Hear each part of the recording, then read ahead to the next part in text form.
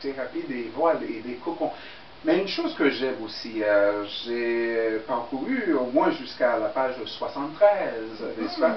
Et là, on peut dire des images défilent devant ses yeux, lui rappelant l'humain, il y a 80 000 ans, ouais, utilisa le prêt-à-porter en se remettant des peaux des bêtes, se remettant de la peau de ses proies. Puis il se donna à d'autres moyens en découvrant les ressources de son milieu. Il découvrit comment se servir des lianes et des plantes pour constituer des fils résistants.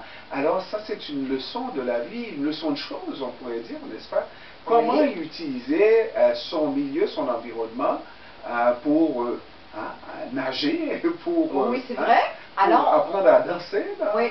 Donc on peut dire qu'il y aurait l'aspect physique et l'aspect non physique. C'est-à-dire que, oui, quand je dis la thérapie des voiles, c'est qu'on va faire des liens, on va se servir de la peau dans cette thérapie-là. Donc des personnes, il y a 12 femmes qui vont faire cette thérapie-là, dans ce que j'ai appelé une cathédrale de tissu.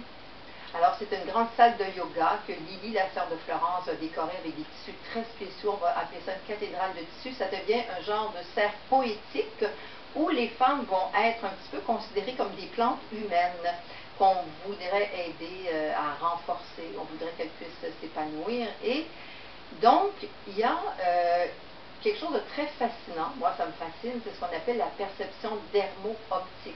Donc, quand on est dans le ventre de notre mère, les cellules de la peau et du cerveau, au début, ne sont pas dissociées. Finalement, elles se dissocient. Mais il va toujours rester un lien entre le cerveau et la peau, si bien que des fois, on a l'impression qu'on peut voir avec les yeux. D'accord? Okay. Et là, une partie de la thérapie, c'est qu'on aura beaucoup de tissus, les femmes vont les toucher sans les voir, et ça va faire ressurgir des mémoires très spéciales. Donc, il y a cette partie-là. Mais pour revenir à ce que vous avez expliqué, oui, il y a des milliers d'années, l'homme, au début, s'est revêtu de la peau des bêtes. Par la suite, a appris à découvrir son milieu, à tisser, à faire des tissus. Mais un jour, les tissus ont commencé à parler. Alors là, ils ont parlé le langage soit de l'amour, le langage de la protection. Ils ont parlé le langage de la tendresse, mais aussi de la souffrance. Ils sont devenus des griffes, des appâts, même des prisons. Alors, on va découvrir finalement le langage des tissus. Ça, c'est vraiment très spécial. Mais nos 12 femmes vont apprendre aussi qu'on peut tisser des fils à un autre niveau. Un niveau qu'on ne voit pas. Et on a tous des fils comme ça qui se sont tissés dans notre vie. Je vois que le roman commence avec des explications qu'on donne à des enfants, et c'est un langage très enfantin qui est utilisé.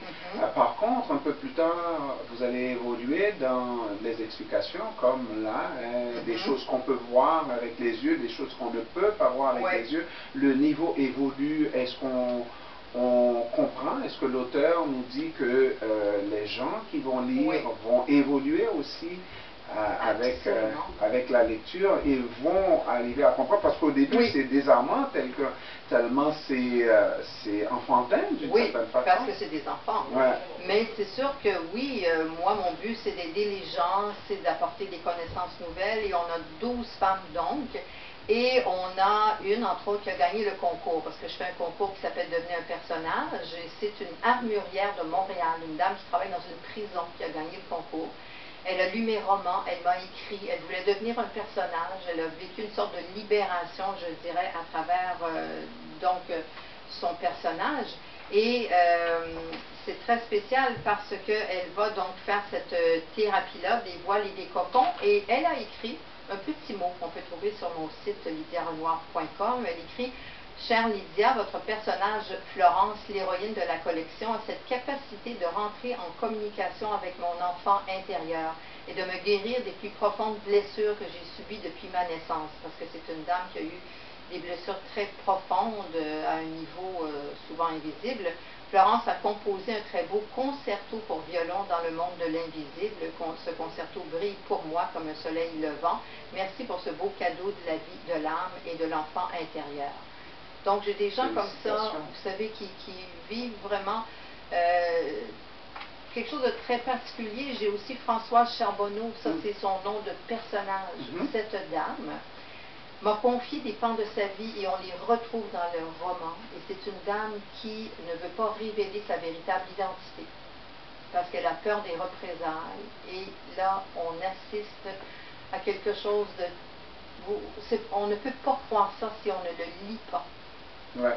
Tellement on se dit, mais comment une enfant peut vivre ça jusqu'à l'assassinat de son chien. Ouais, c'est grave. Ça va loin. Ça va très très loin. Et donc, quand elle est avec Florence, puis je dois vous dire que moi, Lydia Renoir, j'entre dans la peau de Florence. Oui. Et pendant le roman, je me promène. Ouais. Et là, avec Hélène Larmurière, on s'est retrouvés toutes les deux. Et là, c'était très spécial. J'entends les conversations. Et à un moment donné, Hélène, dans le roman, dit « En ce moment, je nais devant vous ». Parce qu'elle n'était jamais venue véritablement au monde. Je nais dans le parfum et la forêt des fruits d'or, parce qu'elle est entourée là, de projections sur un écran, des belles peintures. Je viens d'ouvrir le cercueil translucide d'où je regardais le monde figé, momifié. Ce n'était pas une véritable protection, mais j'avais peur. Alors je me suis recroquevillée.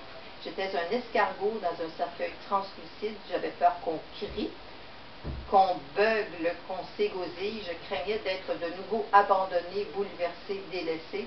À l'intérieur de cette boîte de verre, on ne pouvait plus vraiment m'atteindre, mais l'inverse était aussi vrai. Le chemin menant vers la vie, je pouvais difficilement le parcourir. Donc, il y a des gens qui sont dans les cercueils translucides. Ouais. Hein? Tous les jours, hein? Absolument. Alors, moi, j'en ai rencontré. Donc, on appelle des morts vivants. Voilà. Des personnes momifiées. Donc, j'écris aussi beaucoup pour ces gens-là. Et en général, un auteur, une auteure va utiliser, va même s'expatrier pour aller apprendre de choses nouvelles. Vous avez demandé, vous l'avez dit aussi à des gens de vous raconter des tranches de leur histoire. C'est des gens qui peuvent vivre par votre écriture, n'est-ce pas? Oui. Qui peuvent se retrouver une certaine fierté, n'est-ce pas? Oui. À vivre donc par votre écriture. Est-ce qu'il y a un objectif qui est visé par cette façon de faire? Oui. Ouais. Il y a d'aider les gens de façon générale et des personnes qui, oui, vont vivre vraiment une libération à travers le personnage et d'autres qui s'identifient à cette personne. J'ai une dame, Soper, c'est son prénom, Shiv, qui a enfant vécu sous le joug des Khmers rouges. Et cette dame m'a confié beaucoup aussi de sa vie. Elle est devenue un personnage. Et vous n'avez pas l'impression d'avoir volé leur vie puisque c'est un don qui vous est fait? Ben oui, c'est qu'elle le souhaite. J'ai une dame, une Congolaise aussi, qui est partie donc du Congo, qui avait vu des choses vraiment très pénibles. Son frère qui était assassiné devant elle et elle arrive ici à Montréal et elle devient éboueuse pour la ville. Et là, comme si vraiment une forme de violence la poursuit, elle va vivre quelque chose que je ne vais pas révéler, qu'on découvre dans le roman, au plein cœur de l'hiver québécois. Et elle aussi, en plus, nous parle des bébés de la terre. Donc, elle nous parle des cristaux, des diamants du Congo, hein, qui ont été beaucoup volés. Alors, il y a toutes sortes d'histoires. Et puis, on va découvrir la thérapie des voiles et des coques. On va comprendre aussi ce qu'est l'immunité, non seulement physique, hein, mais psychologique et spirituelle. Alors, j'ai des gens qui l'ont lu et qui aiment vraiment beaucoup, qui sont très, très touchés. Et c'est ça. Lydia Renoir, nous allons faire des heureux. Oui. Il y a, je crois, 3 ouvrages oui. à captiver, comme on dit. Comment on procède? J'aimerais ça, faire des heureux, des heureuses, des gens qui veulent lire les yeux de Florence et le 4e ouvrage, La tortue de cristal. Et alors voilà, on va décider. Ben, écoutez, je ne sais pas, là, on peut poser peut-être une petite question. Si vous voulez, je vous laisse la possibilité de poser une petite question très facile. Sinon, je vais dire la 15e, la 20e personne qui appelle et la 30e personne qui appelle. Alors là, on va donc vous donner cet ouvrage qui est déjà en librairie. Oui. Et Madame Renoir se propose d'écrire une... Ah oui, moi mon projet c'est 15 romans. Et là, vous voyez, cette semaine, il y a la nouvelle gagnante du concours qui deviendra un personnage pour le 5e. C'est une dame qui a été ambulancière pendant 13 ans et qui donc va s'incarner dans le roman. Alors, c'est ça. Donc, c'est un univers à découvrir. Et puis, les gens peuvent aller sur mon site aussi, lydiarenoir.com. J'ai ma façon à moi bien particulière d'écrire. Et il faut aussi dire que je suis une personne hypersensible, hypersensitive. Et puis que aussi dans ma vie, j'ai vu plusieurs fois ce que d'autres ne voient pas. Donc, ça transparaît. Dans ce que j'écris, on voyage entre la Terre et d'autres plans. Ah, intéressant, intéressant.